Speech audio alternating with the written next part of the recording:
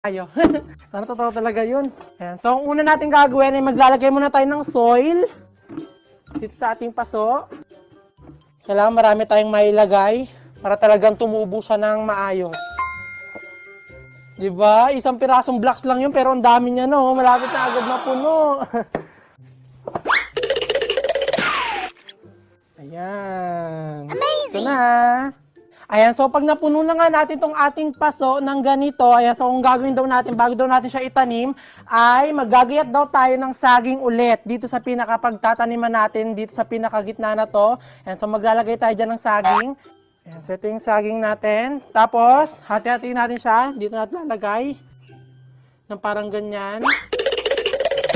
Di ko alam kung anong purpose nito, pero susundin natin yung napanood natin. Amazing! Mukhang okay na yan. And then, ang gagawin na natin ay lalagay tayo ng konting space dito sa pinakagitna. Lagay tayo